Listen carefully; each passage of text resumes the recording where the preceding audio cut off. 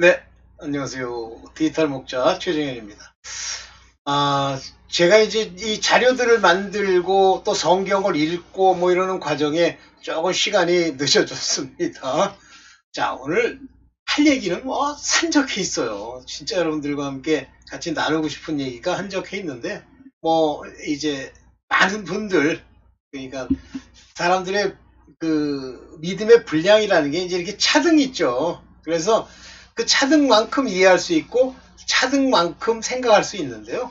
그러나 성령이 인도하시고 이제 하나님의 지혜로 이야기를 듣고 보면 그 마음에서 이제 진리가 무엇인지를 아는 그 지식에 이르는 길로 하나님이 인도하실 때, 나는 여기서 부족하구나 하면서 따라가게 돼요. 그래서 하나님의 지혜라고 하는 것은 내 생각에서 나오는, 지금까지 사람에게서 배운 것으로 시작되는 게 아니에요.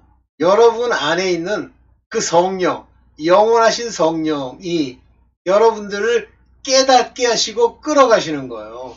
그래서 성경은 전체를 다 수동태로 번역하면 됩니다. 수동태로. 근데 이제 오늘 여러분들에게 말씀드리려고 하는 내용은 뭐냐면, 저는 사실 이제 히브리서를 굉장히 그 옛날부터 아주 좋아했어요. 왜냐면 저의 궁금증을 사실 아주 분명하게 풀어주기 때문이죠.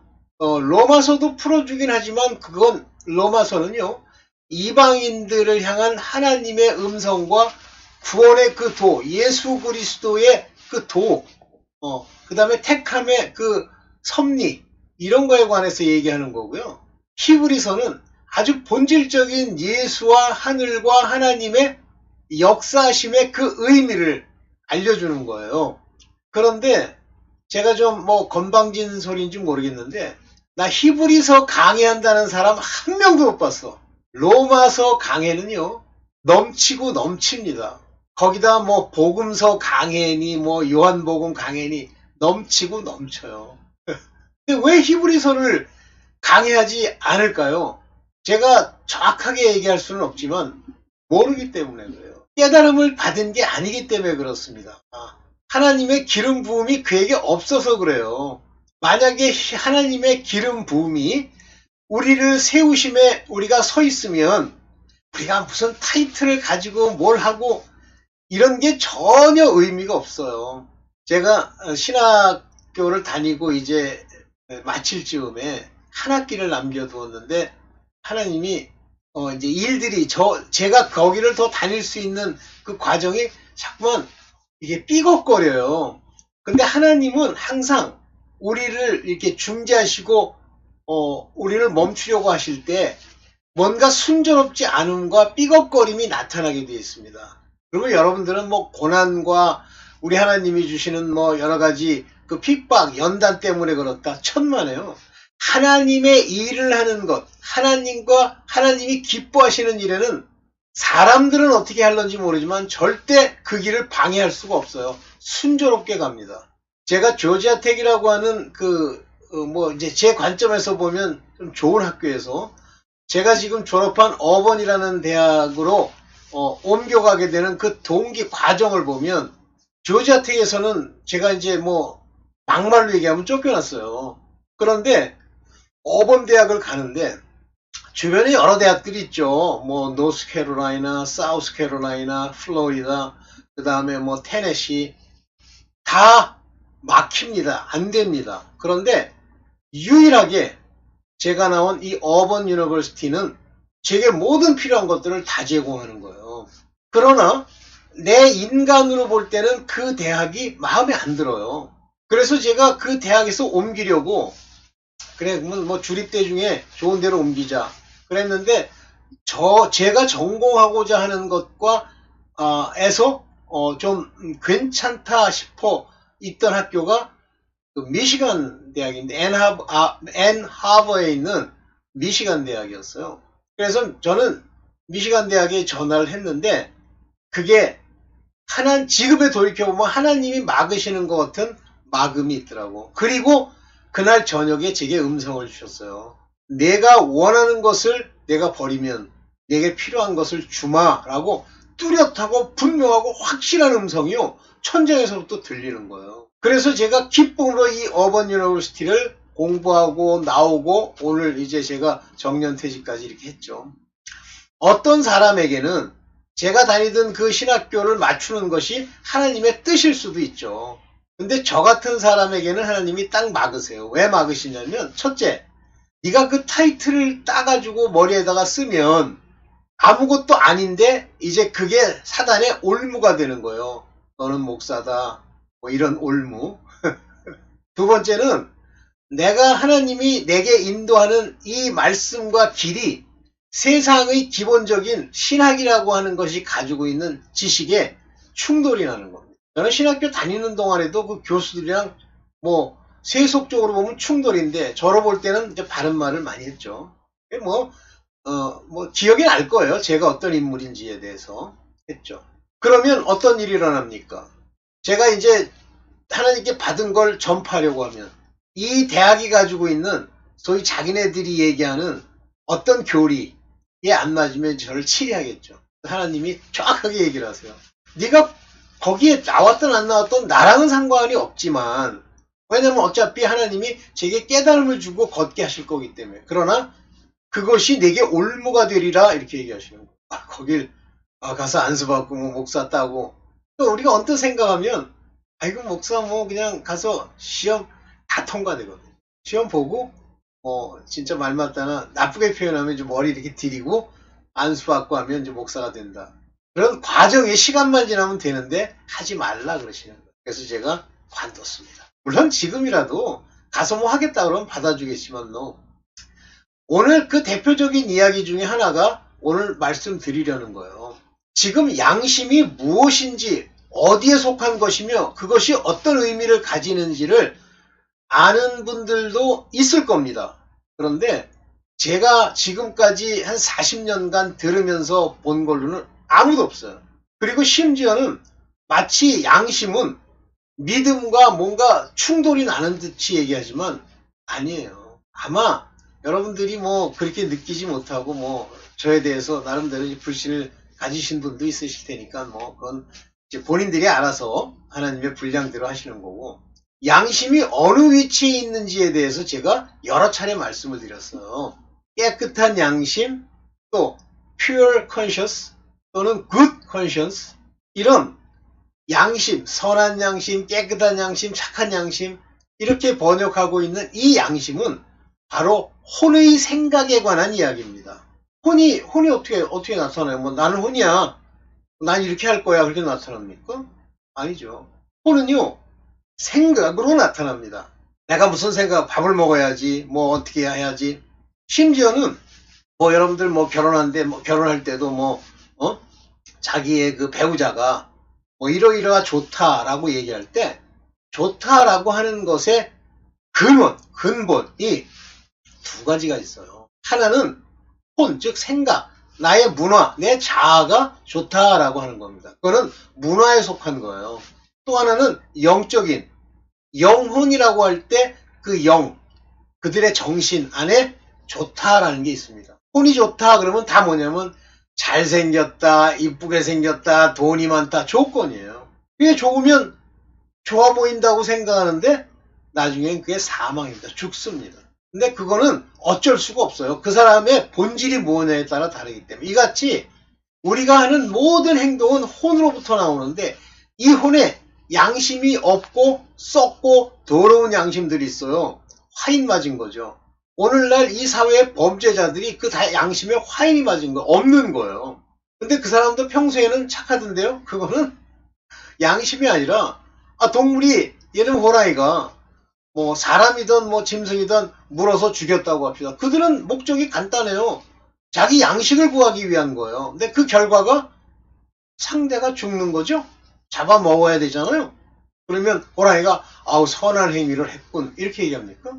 그런 거예요. 혼이라는 게. 그래서 우리가 그냥 내가 영적으로 그 사람을 바라보느냐 혼으로 바라보느냐는 하늘과 땅 차이입니다. 거기서 사기를 당하고 그러는 거예요. 우리가 뭐 관상을 본다, 눈빛을 본다, 이건 전부 영, 스피릿으로 보려고 하는 하나의 모방된 행위예요. 네? 자, 그래서 이 양심의 위치라는 건 혼이 얼마만큼 바로 섰느냐라고 하는 것을 나타내주는 일종의 모양입니다. 양심이라고 하는 것. 그런데 이 양심이 온전히 되지 않으면요. 그러면 양심에 악이 조금이라도 있으면 문제가 생기죠. 그거는 육체의 죄를 저지를 수 있는 거예요. 육체의 행실에. 이 얘기를 여러분들한테 말씀을 드렸고, 오늘 바로 양심을 살리는 것이 복음의 비밀이다 그러니까 이 제목만 놓고는 여러분들이 개중에는 자극적인 걸 좋아하시는 분들은 이상하다 그러는데, 아니에요. 이 안에 히브리서의 귀한 말, 히브리서의 이 얘기가 아주 구체적으로 나와 있습니다. 그래서 양심의 문제를 모르면 히브리서의 설교? 뭐라 그럽니까? 강해 설교가 불가능합니다. 오늘 그 얘기에 대해서 한번 얘기를 해보겠습니다. 봅시다. 죽은 행실이 죄라고 했죠. 그래서 죽은 행실에서 우리가 바르게 되지 못하면 못 살아요. 죽어요. 그러면 이 행실이 원인이 되는 것이 무엇이냐면 우리의 혼입니다. 그래서 행실이 바르다 못 바르다는 건 혼이 양심적이냐, 깨끗한 양심이냐, 좋은 양심이냐, 선한 양심이냐, 이것을 못 가지고 있으면요, 그 행실이 죽은 행실, 곧 하나님이 원하시는 그 길로 걸을 수가 없어요. 이 죽은 행실이 죄라고 얘기했습니다. 그래서 이 몸의 행실을 죽이지 못하면, 바로 세우지 못하면 우리는 죽어요. 근데 이제 그 죽는 것에 대해서도 말씀을 드렸죠. 그것이 꼭 지옥이냐 아니냐 이런 얘기도 드렸습니다. 그래서 둘째 심판에 이제 파이널 데스티네이션이 있죠. 제가 그 얘기도 한번 했는데, 우리가 흔히 얘기하는 하데스 또는 게헨나라고 하는 건 히브리어에서 말하는 지옥, 옥이에요. 지옥. 그리고 그리고 이제 그걸 헬이라고 부르기도 하고 또는 헤븐과 대비되는 것으로 부르기도 합니다만은, 헬은요 파이널리 가는 거예요. 심판, 마지막 심판을 받고. 그런데 게헨나는요 일종의 옥인데 우리로 말하면 구치소 같은 거예요. 거기서 형이 확정되면 이제 감옥으로 가죠. 그래서 구치소에 있는 동안은 아직 어떤 판결이 안 떨어진 케이스입니다. 근데 구치소가 편해요?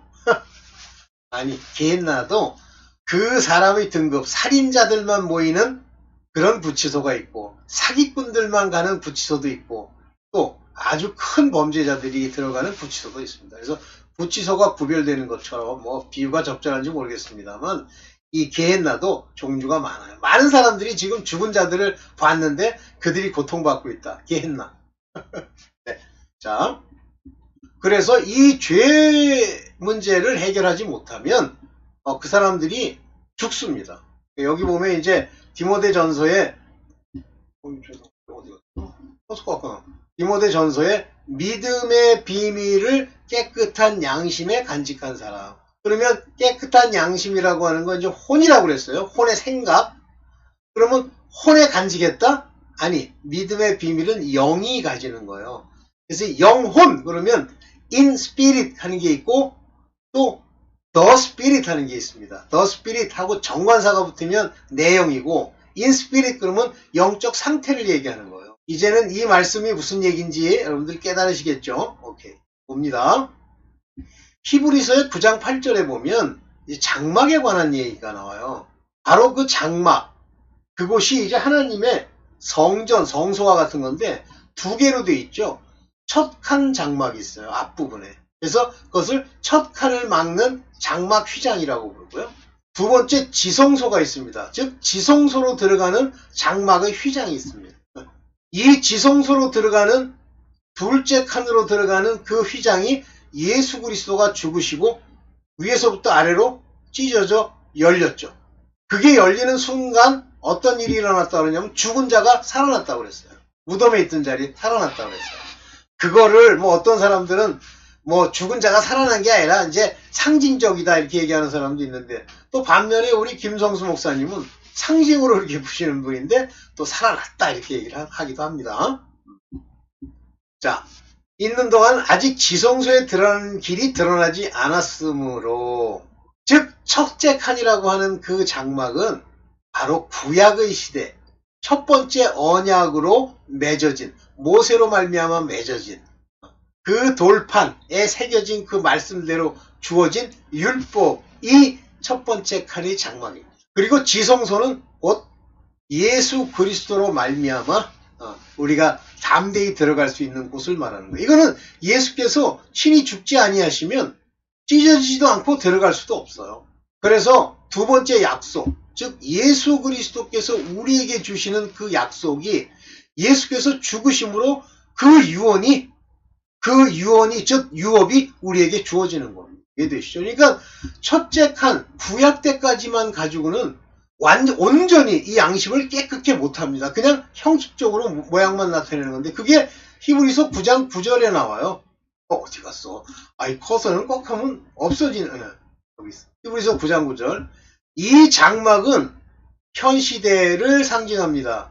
요거는 개역성경으로 보면 현재까지의 비유니, 요 말이 좀 더 우리한테 잘 와닿죠. 현재까지의 비유니 이에 의지하여 드리는 예물과 제사와 섬기는 자는 그 양심상으로 온전케 할 수 없나니, 즉 혼의 양심이 온전히 되지 않는 거예요.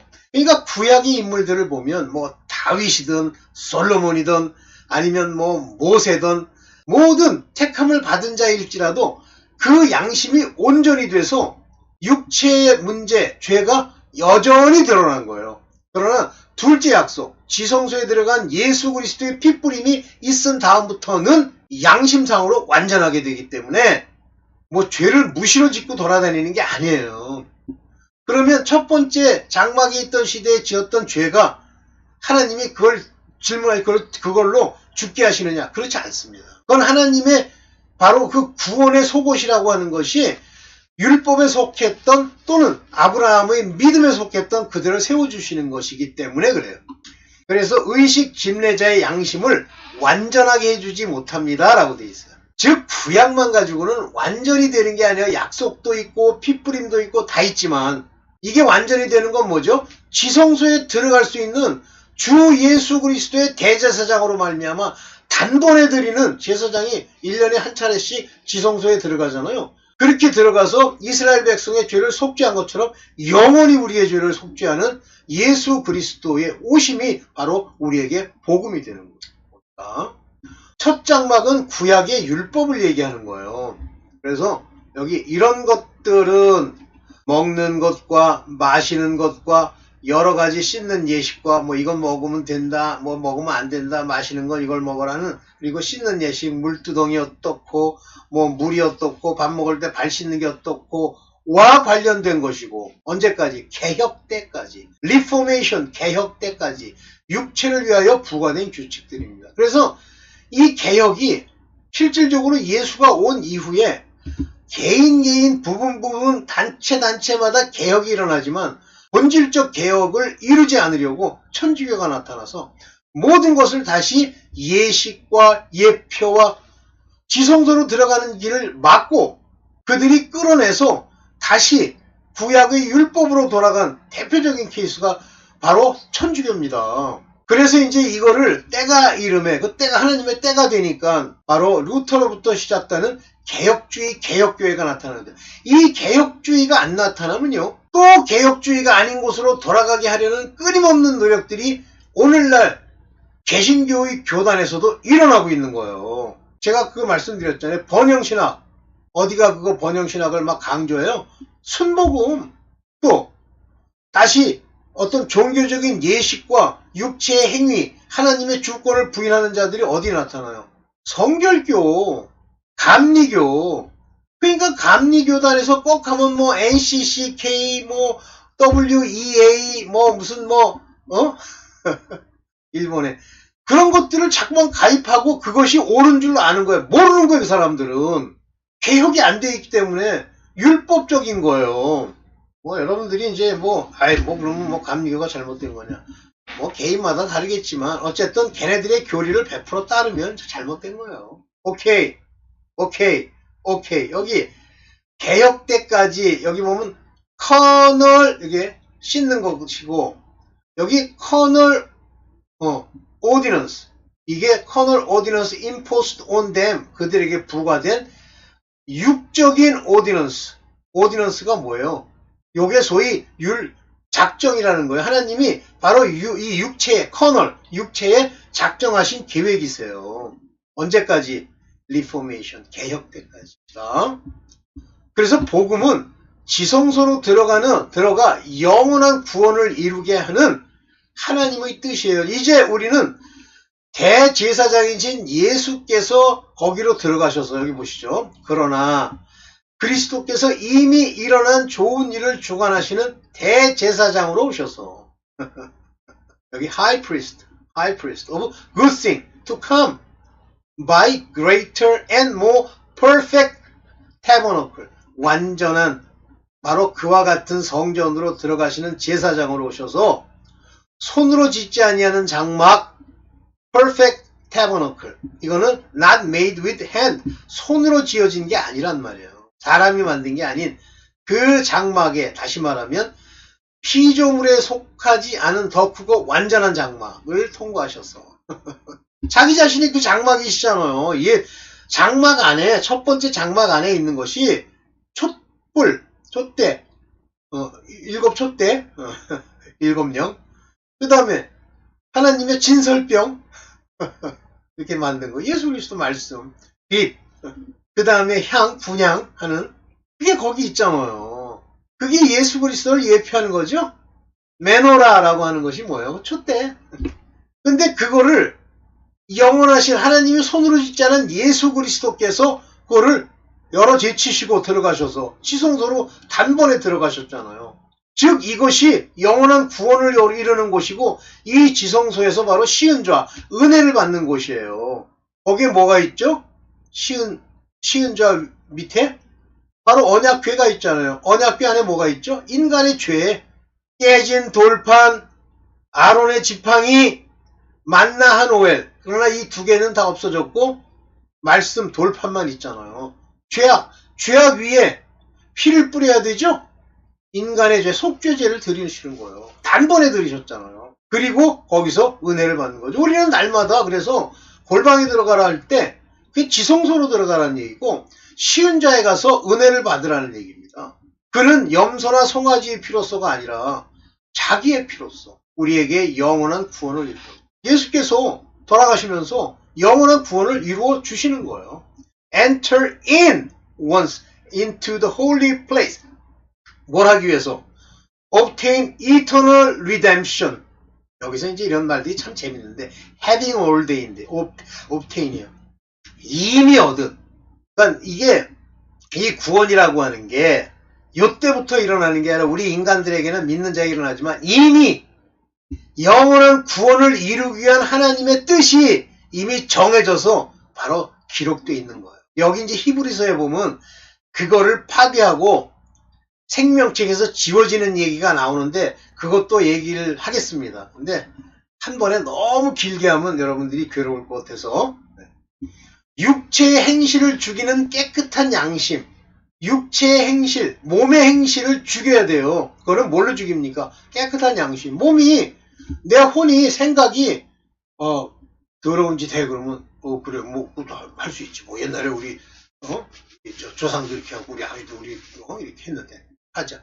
죽는 거예요. 그게 깨끗한 양심이 아니에요.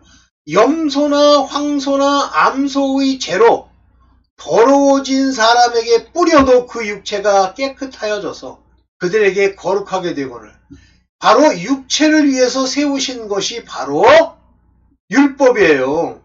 근데 그것도 그때만 깨끗해졌지만 영원히 되는 게 아니에요.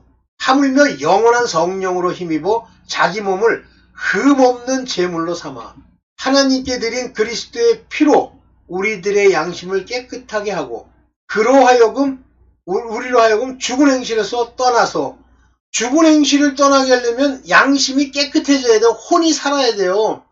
즉 우리의 거듭난 영이 바로 혼에게 장성한 분량까지 자라서 혼에게 명령하며 그를 지시하는 단계가 되어야 된다는 얘기예요. 그게 양심이 깨끗해졌다라고 얘기하는 겁니다. 그래서 이와 같은 구약의 예법으로는 온전히 양심을 깨끗하게 할 수 없어요. 여기 펄지라고 하는 건 이제 전제하다, 없애다 그러는 건데, 너의 양심을 요 가지치기를 다 했단 말이에요. 죽은 행실을 행하는, 죽은 행실로부터 죽은 행실을 행하는 양심, 이로 인해서 히브리서 9장 15절 그리스도는 새 언약의 중재시죠. 그래서 두 언약이 있는데 옛 언약도 필요했지만 완전한 언약이 아니에요. 바로 옛 언약과 지금의 새 언약이 합쳐져야만 그게 온전한 언약이 되는 거예요.